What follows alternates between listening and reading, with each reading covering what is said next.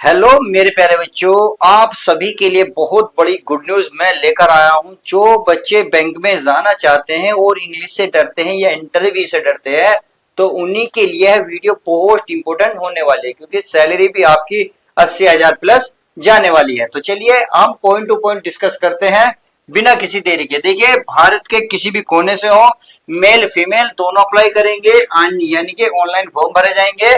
सबसे बढ़िया बात है, आपको इंटरव्यू भी नहीं देना। सबसे बढ़िया बात एक और है, अगर आप जिन बच्चों को इंग्लिश से डर लगता है वो इंग्लिश का भी एग्जाम नहीं देंगे। अब इसमें सुविधा क्या क्या है इसके बारे में कंप्लीट डिस्कस करेंगे, क्योंकि हमें ग्रामीण बैंक असिस्टेंट भर्ती क्यों करनी चाहिए, क्यों भरना चाहिए फॉर्म, इसके बारे में सुविधा बताऊंगा, ताकि आपको पक्का यकीन हो जाए कि इस फॉर्म को भरने से आप बहुत कुछ फायदा होने वाला है। अब इस फॉर्म को कौन कौन अप्लाई करेगा इसके बारे में कंप्लीट डिस्कस करेंगे। यह फॉर्म क्यों भरना जरूरी है इसके बारे में तो बताऊंगा, यानी कि इस फॉर्म को भरना ही क्यों जरूरी है ये भी बात करेंगे। इसके बारे में सैलरी बात करेंगे, सिलेक्शन प्रोसेस क्या रहेगा, एज क्या रहेगी, इसमें अप्लाई डेट क्या रहेगी। अप्लाई डेट तो लिए अप्लाई डेट मैंने कहीं नहीं लिखी, तो अप्लाई डेट भी मैं लिख देता हूं। तो अप्लाई डेट भी आपको बताने वाला हूं। तो सब कुछ डिस्कस होगा ए टू जेड पॉइंट, यानी कि पॉइंट 1 से लेकर लास्ट तक हम डिस्कस करने वाले हैं। आई होप मेरी बात समझ गए होंगे। तो चलिए हर एक चीज के बारे में डिस्कस कर लेते हैं। देखिए, इसमें अगर वैकेंसी की बात करूं तो इसमें जो आपके वैकेंसी आने वाली है 10,000 प्लस वैकेंसी में रहने वाली है। इतनी बात समझ में आ गई।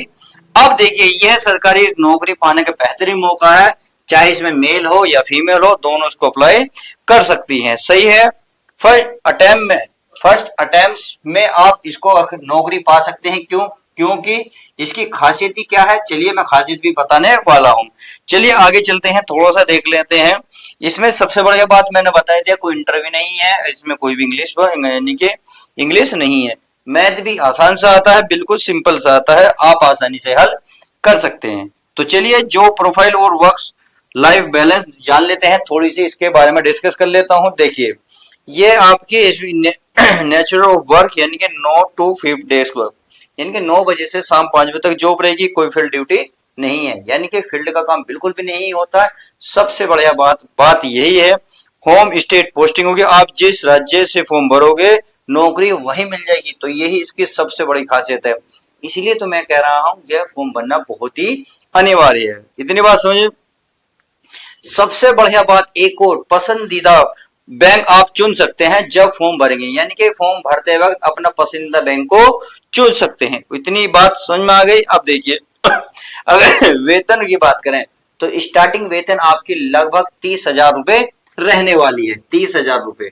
अब जैसे ही ये 30,000 रुपए होंगे, 30,000 के बाद 6 साल तक तो आप ऐसे ही रहेंगे। 6 साल के बाद आपकी जो है नौकरी ग्रो कर जाएगी। कहने का मतलब है आपका प्रमोशन होता चला जाएगा। आज जैसे ही अगर 8वां वेतन लग गया तो यह सैलरी आपको 80,000 रुपए लेकर जाने वाली है। तो सिंपल सा है, देखिए इंग्लिश भी नहीं है, इंटरव्यू भी नहीं है, और आपको 80,000 रुपए सैलरी मिल रही है, तो इससे बढ़िया क्या बात है। आई होप इतनी बात आपको समझ गए होंगे। चलिए इतनी बात समझ गए होंगे, अब आगे देखते हैं।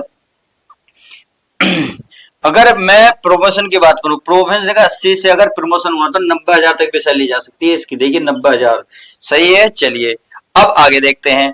अब इसको कौन कौन अप्लाई कर सकता है, यानी कि कौन कौन आवेदन कर सकता है। तो देखिए सिंपल सा तरीका है इसका, कौन कौन अप्लाई कर सकता है। इसमें अगर एजुकेशन की क्वालिफिकेशन की बात करूं, एजुकेशन क्वालिफिकेशन, तो इसमें जो बच्चे ग्रेजुएशन करो बैठे हैं, क्या ग्रेजुएशन, जिन बच्चों ने ग्रेजुएशन कर रखी है फॉर्म को अप्लाई करेंगे। अब ग्रेजुएशन में उन्होंने क्या क्या मांगा है, चाहे आपने देखिए बीए करा हो, या आपने बीएससी करा हो, या आपने बीकॉम करा हो, या आपने एमटेक कर रखा हो, या आपने क्या क्या, या आपने बीबीए कर रखा हो, एटीसी, बहुत सारी वैकेंसी है। आप इनमें से कुछ भी करो बैठे हैं, हर एक बैंक में अच्छी नौकरी चाहते हैं, तो आपके लिए बहुत बढ़िया चांस है, गोल्डन चांस है, आप इसको भुना लीजिएगा। ये बात समझ में आ गई। यानी कि एजुकेशन क्वालिफिकेशन में ग्रेजुएशन चाहिए। ग्रेजुएशन में सबसे बढ़िया बात है, इसमें परसेंटेज का कोई भी इशू नहीं है। आपकी बीए में कितनी परसेंट हो कोई दिक्कत नहीं, बीएससी में कितनी हो, बीकॉम में कितनी हो, एमटेक में बीए, या आपके एमए कितनी हो, कुछ भी कोई दिक्कत नहीं है। परसेंटेज में इसमें कोई भी दिक्कत नहीं आने वाली। अब सबसे बड़ी बात मैंने बताया, आवेदन कौन कौन कर सकता है, ये कर सकते हैं। फिर दूसरी बात आती है, जो एज ये अगर इनके अंदर होगी तो आप फॉर्म को अप्लाई कर सकते हैं। इसमें 18 से लेकर 18 साल तक के बच्चे, युवक युवतियां फॉर्म को अप्लाई कर सकती हैं। देखिए, अगर मैं इसमें प्यारे बच्चों ओबीसी वालों की बात करूं तो उन्हें 3 साल की छूट मिलने वाली है, यानी कि 18 से लेकर 31 साल तक के अगर बीच में आप हैं तो फॉर्म को अप्लाई कर सकते हैं। बाकी एससी एंड एसटी वाले जो लड़का लड़कियां हैं उनको 5 साल की छूट मिलने वाली है। इतनी बात समझ में आ गई। चलिए, अब इतनी बात समझ में आ गई है तो सबसे पहले आप जान लेते हैं सिलेक्शन प्रोसेस क्या रहने वाला है। अगर मैं सिलेक्शन प्रोसेस की बात करूं, सिलेक्शन प्रोसेस, तो सिलेक्शन प्रोसेस में पहले प्री होगा, प्री के बाद प्यारे बच्चों मेन होगा। क्या होगा? मेन। प्री केवल जस्ट आपका केवल क्वालिफाइंग होगा, केवल क्वालिफाइंग, यानी कि इसके मार्क्स आपको नहीं जुड़ेंगे, केवल आपको क्वालिफाई करना है। जैसे ही आप क्वालिफाई कर जाते हैं तो मेंस में बैठेंगे, मेंस में मेरिट यहीं से बनेगी, यहीं से आपका सिलेक्शन होगा, यानी कि मेरिट जो है आपकी मेंस से बनेगी। समझ में आ गई? इंटरव्यू कोई है नहीं, नो स्किल टाइपिंग है, नो इसका डिस्क्रिप्शन पेपर है। क्लियर है? चलिए, अगर ये बात आप समझ में आ गई है तो एग्जाम पैटर्न को अच्छे से समझ लेते हैं, वो भी प्री के। अगर मैं प्री की बात करूं तो प्री में तो है प्यारे बच्चों आपको 80 क्वेश्चन, 80 क्वेश्चन कितने? 80 क्वेश्चन देखने को मिलेंगे, 80 ही मार्क्स मिलेंगे, और इसका टाइम टोटल मात्र 45 मिनट में आपको 80 क्वेश्चन कवर करने हैं। अब इसमें 80 क्वेश्चन कौन कौन से सब्जेक्ट से कितने आएंगे उसको दिखेगा। अगर मैं बात करूं रीजनिंग की, तो इसमें रीजनिंग में आपको 40 क्वेश्चन देखने को मिल रहे हैं, तथा इसमें अगर मैं मैथ की बात करूं, मैथ के, तो मैथ में भी आपको 40 क्वेश्चन देखने को मिलेंगे। यानी कि प्री केवल रीजनिंग और मैथ पे डिपेंड रहेगा, और इसमें सब्जेक्ट नहीं आएगा। ना इंग्लिश आने की, मैंने बता दिया ऑलरेडी, इंग्लिश तो इसमें आएगी नहीं। सही है? समझ में आ गई? अब इसमें देखिए, इसमें अगर पहले रीजनिंग करोगे तो रीजनिंग की इन्होंने 25 मिनट छाटी है, अगर मैथ करोगे तो उसमें 20 मिनट का टाइम दिया है। आई होप इतनी बात समझ में आ गई होगी। देखिए, रीजनिंग की तुलना में कम कैलकुलेटिव होगा, इसलिए इन्होंने टाइम थोड़ा कम दिया है, क्योंकि रीजनिंग थोड़ी कैलकुलेटिव हो सकती है, इसलिए टाइम ड्यूरेशन बढ़ाया है। परंतु मैथ में 40 क्वेश्चन रखे हैं, परंतु कैलकुलेशन कम होगी। समझ में आ गई? अगर मैं इसमें नेगेटिव मार्किंग की बात करूं तो नेगेटिव मार्किंग आपके रहने वाली है 1/4। कितनी? 1/4। तो चलिए, 1/4 तो समझ में आ गई। अब अगली देखते हैं, अगली क्या रहने वाली है। अगर बात करें हैं मेंस की, किसकी? मेन एग्जाम की बात करें तो इसमें प्यारे बच्चों आपको कितने क्वेश्चन? 200 क्वेश्चन देखने को मिलेंगे। अगर मैं मार्क्स की बात करूं तो 200 ही मार्क्स मिलेंगे। इसमें टोटल टाइम आपको 2 आवर्स मिलने वाला है, यानी कि 120 मिनट का टाइम मिलेगा आपको 200 क्वेश्चन कवर करने के लिए। अब आप खुद ही समझ सकते हैं, लगभग आप खुद ही देखिए, मतलब 40 सेकंड समथिंग बैठेगी, 40-45 सेकंड समथिंग बैठेगी एक क्वेश्चन को, यानी कि सेकंडों में आपको उड़ाना पड़ेगा। अब इसमें 200 क्वेश्चन कौन कौन से सब्जेक्ट से मिलेंगे देखने को, तो उसमें बता देता हूं। सबसे पहले रीजनिंग, रीजनिंग में आपको 40 क्वेश्चन देखने को मिलेंगे, और इसमें 50 मार्क्स आपको मिलने वाले हैं। समझ में आ गई? बात करें कंप्यूटर नॉलेज की, कंप्यूटर नॉलेज की, कंप्यूटर में आपको 40 क्वेश्चन देखने को मिलेंगे और 20 इसमें मार्क्स मिलेंगे। सही है? और वो भी बहुत ही आसान मिलने वाले हैं कंप्यूटर नॉलेज में। बात आएगी है जीए। अगर मैं जीए की बात करूं तो उसमें 40 क्वेश्चन है और 40 ही मार्क्स हैं। समझ में आ गई? 40 ही मार्क्स हैं। अब आगे चलते हैं, बात आती है इसमें हिंदी या इंग्लिश।